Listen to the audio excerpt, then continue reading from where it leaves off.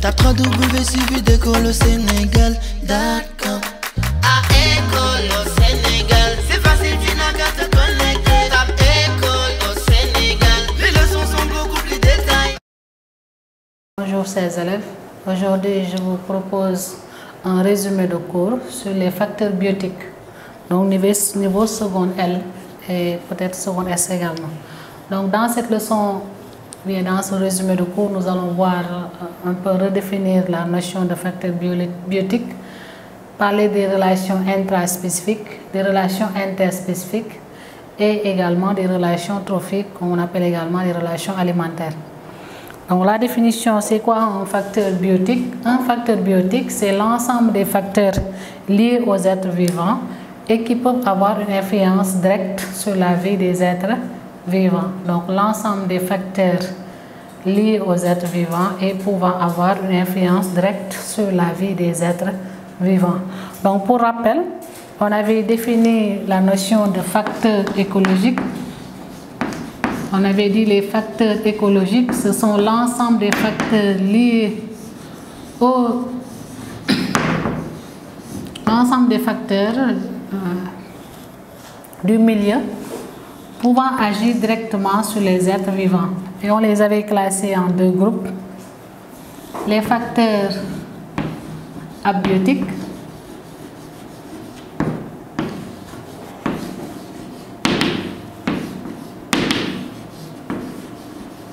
et les facteurs biotiques.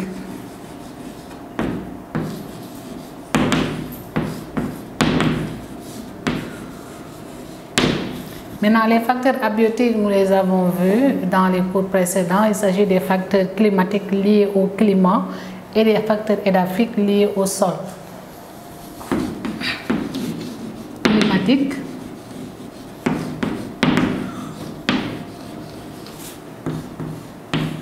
et édaphique. Les facteurs édaphiques étant liés au sol, les facteurs climatiques liés au climat. Et ce sont les éléments non vivants ou abiotiques de l'écosystème. Okay? Maintenant, aujourd'hui, nous allons voir les facteurs biotiques, c'est-à-dire l'ensemble des facteurs qui sont liés aux êtres vivants.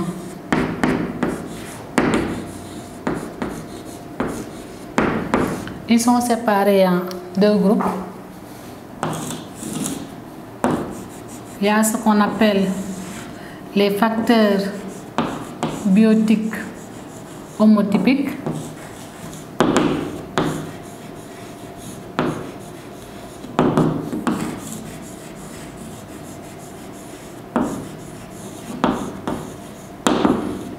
Les facteurs biotiques homotypiques, on les appelle également les relations intraspécifiques.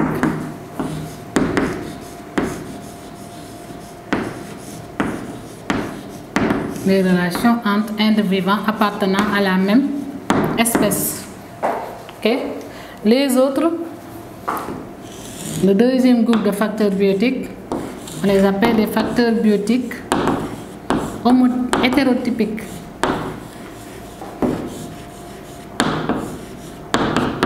Hétérotypiques.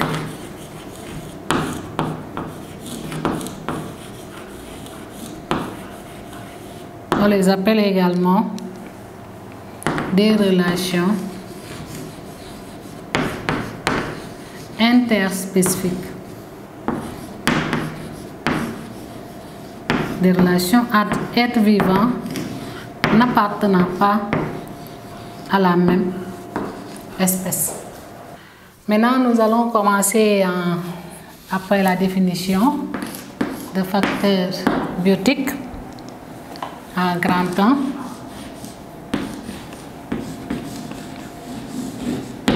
Donc, pour rappel, c'est l'ensemble des facteurs donc, liés aux êtres vivants et qui peuvent avoir une influence directe sur la vie des êtres vivants. Ils sont répartis en deux groupes.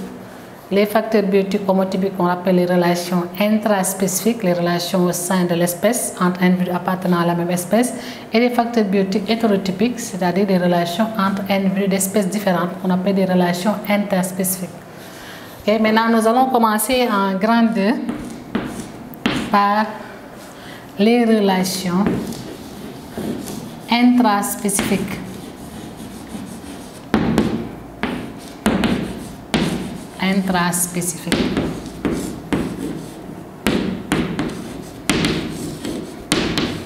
Les relations intraspécifiques, la définition, je l'ai donnée tout à l'heure, ce sont les relations,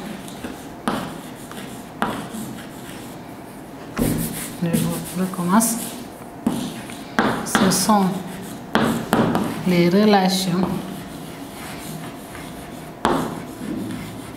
entre individus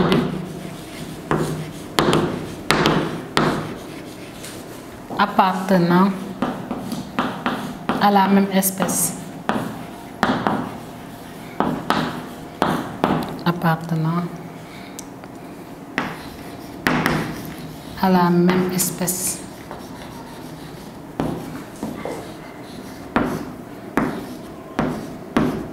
Appartenant à la même espèce. Okay. Donc dans ce résumé de cours, nous allons plus voir quelques relations intraspécifiques. Il s'agit de l'effet de groupe,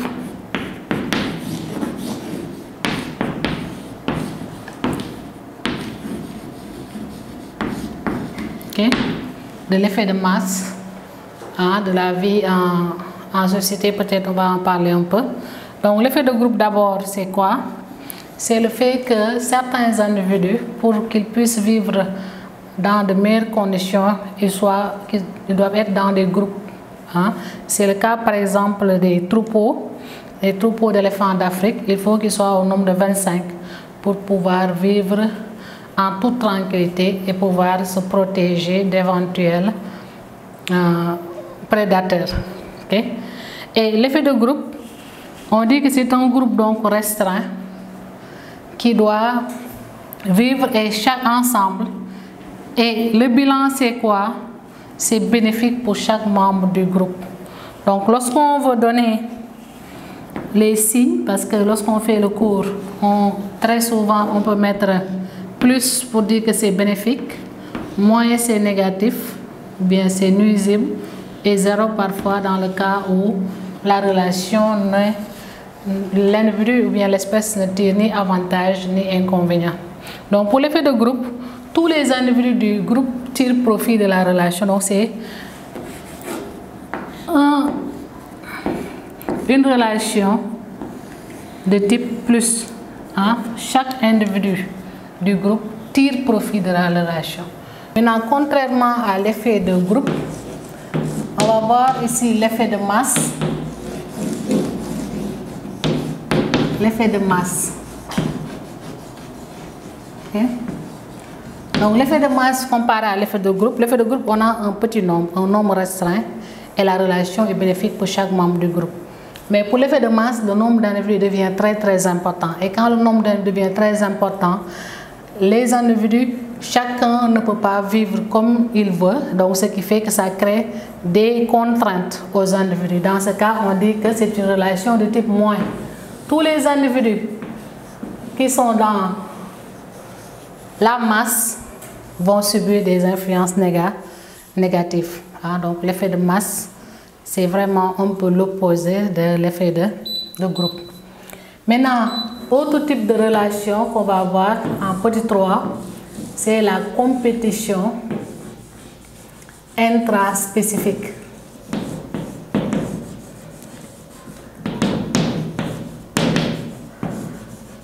Intraspécifique. C'est la compétition entre individus toujours appartenant à la même espèce. Okay? Et pour cette compétition, généralement les êtres vivants entrent en compétition pour la nourriture ou bien pour l'habitat,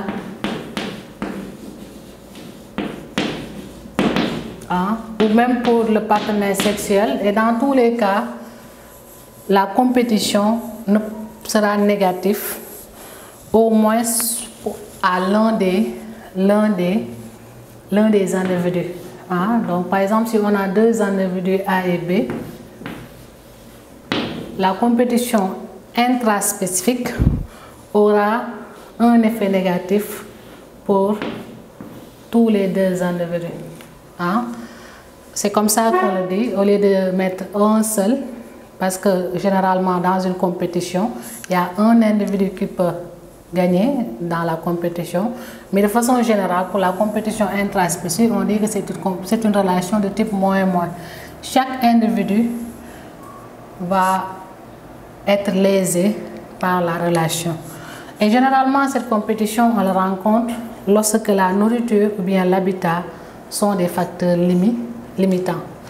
Et lorsque la nourriture est un facteur limitant, on aura comme conséquence pour les individus faibles vont perdre du poids, donc perte de poids. Les individus faibles également vont avoir une diminution de la croissance. Donc quand l'individu ne se nourrit pas, la croissance baisse. On peut avoir également au niveau de l'individu faible, en plus d'une baisse de croissance, une baisse de la natalité. Okay. Donc quand il y a compétition, on constate une baisse de la natalité. On peut avoir, avec la compétition intraspécifique, une augmentation du taux de mortalité.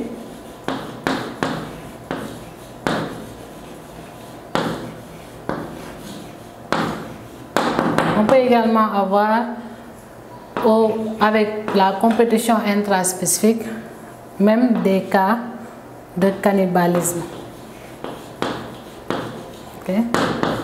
Donc des individus appartenant à la même espèce peuvent même finir par s'entretuer, donc se manger entre elles, du fait de l'absence d'un facteur. Ça peut être la nourriture, ça peut être source d'eau, ça peut être nourriture, eau, et on peut être l'eau dans la nourriture, ou bien pour l'habitat, etc. Donc les conséquences vraiment de la compétition intraspécifique sont nombreuses. C'est pour ça qu'on dit que c'est une compétition qui est négative pour chaque membre du groupe, hein, de façon générale. Okay, donc après les relations intraspécifiques où nous avons vu l'effet de groupe, l'effet de masse, la compétition intra, on pouvait parler de la vie en famille, de la vie en société. Nous allons maintenant voir en grandeur les relations interspécifiques. Les relations interspécifiques, on les appelle également des facteurs biotiques hétérotypiques. Hein, ce sont des relations entre individus d'espèces différentes. Okay, ce sont des relations entre individus n'appartenant pas à la même espèce. Individus d'espèces différentes. Okay. Et parmi ces relations, nous allons commencer par le neutralisme. Le neutralisme, on l'appelle également relation d'indépendance. Hein, relation R. Relation d'indépendance.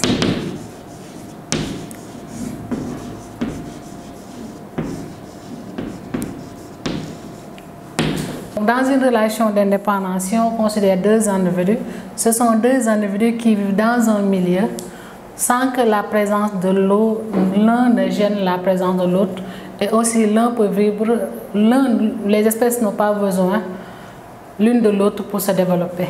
Hein? Donc ce qui fait que c'est une relation de type, si on a deux espèces A et B, de type A, B. Donc ce sont des relations de type 0. Hein? Aucun des individus ne tire profit de la relation, mais également la relation n'est pas nuisible pour chaque individu. Chacun peut vivre indépendamment l'un de l'autre. On dit que ce sont des espèces neutres. Et cette relation, on l'appelle le neutralisme. Hein? On peut donner comme exemple l'exemple de deux végétariens qui vivent dans un milieu. Hein? Donc deux végétariens qui vivent dans un milieu où il y a beaucoup d'herbes. Chacun peut trouver sa nourriture sans que la présence de l'un ne gêne la présence de l'autre. Dès tant que la nourriture est suffisante, les deux individus, ces deux végétariens, comme le cerf et l'écureuil, par exemple, peuvent vivre sans que la présence de l'un ne gêne la présence de l'autre ou bien la présence de l'un ne soit bénéfique à l'autre. Donc c'est vraiment des relations d'indépendance. Et l'exemple aussi qu'on peut donner, c'est l'exemple de 3 végétariens qui se nourrissent même parfois du même arbre, mais à différents niveaux. Par exemple, si on a le générique, une petite espèce de petite taille, il va se nourrir des plantules donc, qui se trouvent en bas de l'arbre, donc de l'herbe. Le madoka, une espèce de taille plus grande, peut se nourrir au niveau de l'arbre, mais au niveau des feuilles qui sont à très petite hauteur. Alors que une espèce toujours végétarienne comme la girafe va se nourrir des feuilles qui sont plus en hauteur. Donc ces 3 espèces-là peuvent vivre dans un milieu sans se gêner. Et dans ce cas, on dit qu'ils entretiennent une relation d'indépendance. Hein? Donc après le neutralisme ou relation d'indépendance, nous allons voir en petit 2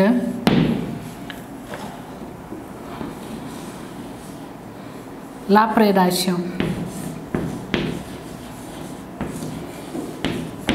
La prédation, c'est une relation d'exploitation dont l'une des espèces appelées prédateurs va sacher, tuer et manger l'autre espèce qu'on appelle la proie. Donc, dans cette relation, le prédateur va se nourrir de la proie.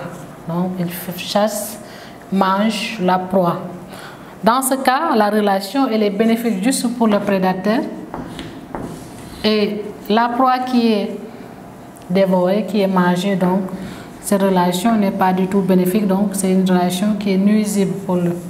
Et on peut donner des exemples également. Le lion, par exemple,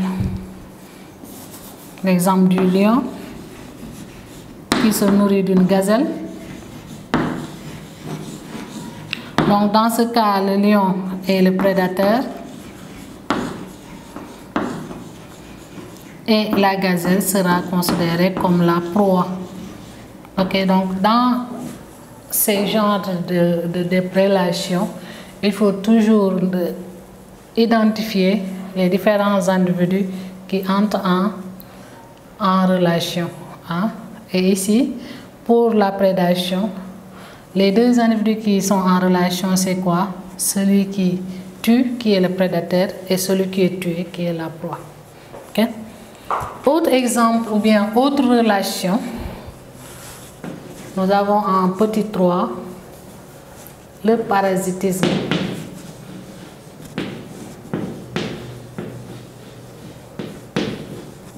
Le parasitisme. Le parasitisme également, c'est une relation d'exploitation comme la prédation. Ça veut dire que dans le parasitisme, l'une des espèces va parasiter une autre espèce. Donc l'espèce qui parasite, on l'appelle le parasite. Le parasite. Et s'il y a quelqu'un qui tire profit de la relation, c'est le parasite qui va tirer profit de la relation. Et l'espèce qui est parasitée maintenant, l'espèce qui est parasitée, on l'appelle l'hôte. On l'appelle l'hôte. Okay? Maintenant, l'hôte, il ne tire pas profit de la relation. Au contraire, il est lésé par la relation. Donc, la relation ne lui est pas favorable. On dira que l'hôte, on mettra pour le signe moins. Hein? Donc, c'est une relation d'exploitation où l'une des espèces appelées parasites se nourrit aux dépens d'une autre espèce qu'on appelle hôte. Hein? Maintenant, il faut savoir qu'il y a 2 types de parasites. Il y a ce qu'on appelle les ectoparasites. Les ectoparasites. Ce sont les parasites qui se nourrissent à la surface de l'hôte. Si on prend l'exemple de l'homme, par exemple, on peut avoir les poux, par exemple, peuvent être considérés comme des ectoparasites parce qu'ils se nourrissent au niveau du cuir chevelu, donc de façon externe. Et Il y a aussi des parasites qui entrent dans l'organisme et qui font des parasites qu'on appelle des endoparasites. Les endoparasites.